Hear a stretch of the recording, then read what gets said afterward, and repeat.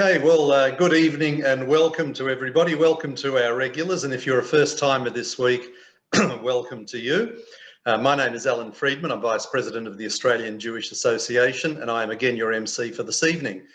Also visible on your screens are David Adler, President of the AJA, as well as our guest for tonight, who some of you have probably not yet noticed, but I won't keep any of the latecomers in suspense.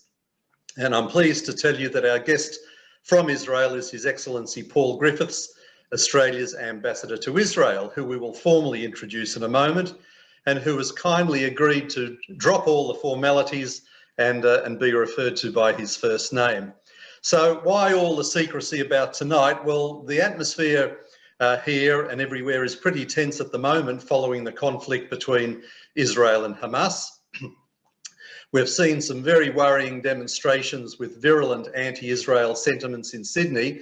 Melbourne's in lockdown, which is where I am, and our Zoom sessions have been cyber attacked in the past. So we just took a cautious approach to ensure that this didn't happen again. Now, the format is slightly different this week. We're going to chat with Paul for about 30 minutes as usual, but the question process will be changed for tonight only.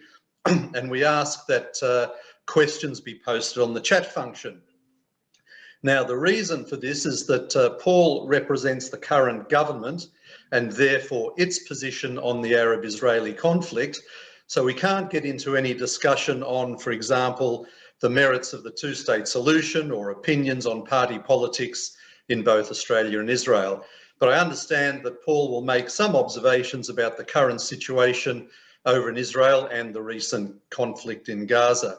So please post questions on the chat function. I've actually put a little sample up on there, and I suggest that people preface them with the word question in capital letters so that they don't get lost in the chat. You might need to scroll up to the top of the chat function to just have a look and see what I've suggested.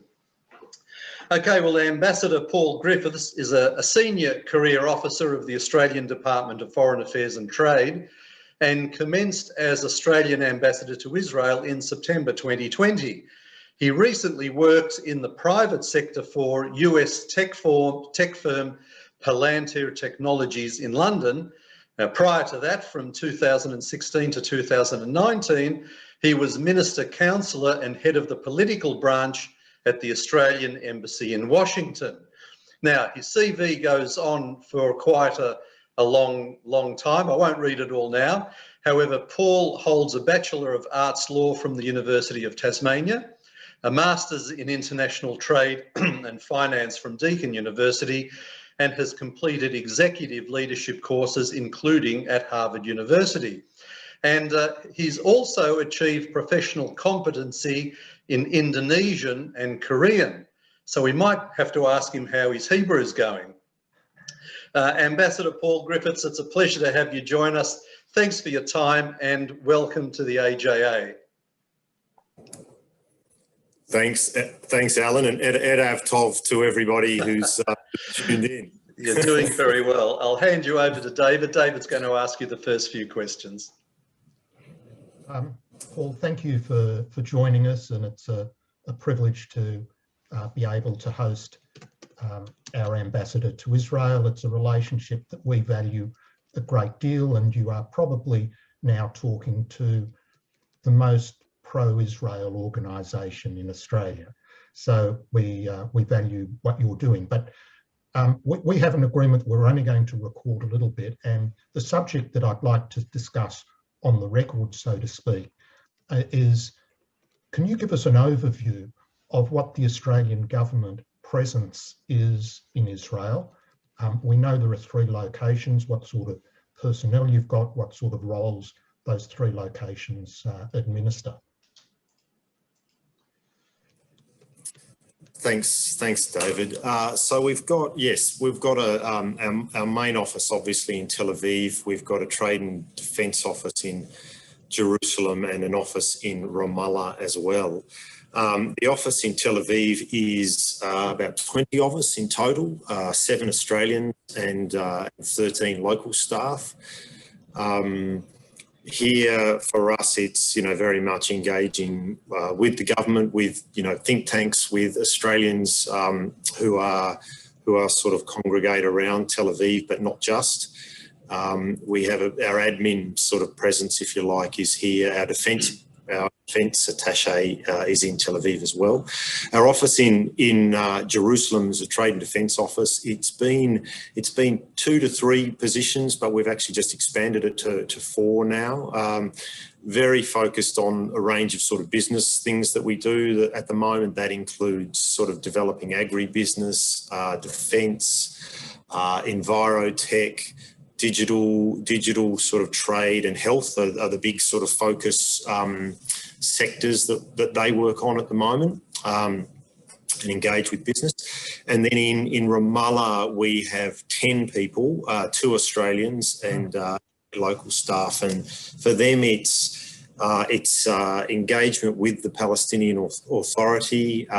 There's a bit of work that's done obviously on the aid program and general security and the like that operates around there. Our 2 Australians down there live in Jerusalem and then travel to Ramallah every day. So it's a bit of it by Israel standards. We're probably a medium-sized embassy, medium to large compared to most others here. Obviously the Americans and some of the regional embassies have a bigger presence. We're a pretty big and we're a very well known presence in Israel. We by Australian standards, I'd say we're on the small side of medium as a mission. I could certainly do with a few more people. I think we could do with some great I think we can do great things here, and I'll probably, have a bit of a chat later on about some of the things I'm working on that I think we can build while we're here to strengthen things. But you can always deal with more people. But, as everyone probably knows, Australian foreign policy has been very focused on Indo-Pacific and our region for a few years now. So we do our best with what we've got, and we don't want for attention, I can promise you. Well, it's certainly received a disproportionate amount of attention in the last few weeks, and that's another issue. Just before we turn off the record, I want to ask whether the lack of an Israeli government over the last little while, or the lack of a firm, stable Israel, has that affected Australia's interests at all, or has it been pretty much business as usual for you? No, look, I think it's been pretty much business as usual. I mean, one of the things that's probably problematic for Israel at the moment has been the budget. There's been no budget for a couple of years now, so that's been challenging for the Israeli system. But we're pretty well connected. I find there's no problems with access getting into ministers if I need to. The Israeli bureaucracy beneath ministers is very, very accessible to us and friendly to us. We've had a few.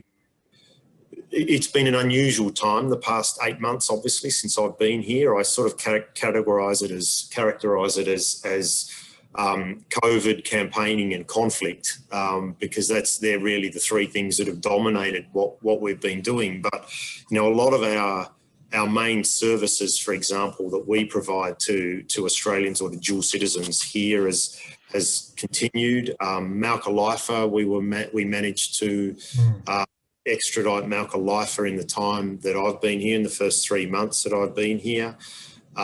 Business sector, COVID obviously has had a restriction as well, but we've gone virtual on a lot of our, as we're doing now, but on other things like our landing pad that's in Tel Aviv. So we've done blockchain sort of workshops and a range of things to help Australian startups, access and learn from the Israeli system. And obviously because we're such a big supporter of Israel internationally, we've maintained that here. So a lot of the statements people probably saw at the UN, that comes via us. Obviously it's delivered at the UN, but we work a lot on that. And sorry, the other thing I should say is, we've had a couple of our big outcomes in the past 8 months since I've been here have been the appointment of Matthias Cormann to the Oh, right. Secretary General, and we've had another one. Dr. Rob Floyd was appointed as Executive Director of the Counter-Terrorism, the CTBTO. So, you know, that was, again, a big appointment for us, probably not as public as Matthias Cormann, but in those cases, Israel, we were working very closely, and Israel's support was behind us on both of those candidacies. Right. Okay, we'll turn off the recording now, as we promised.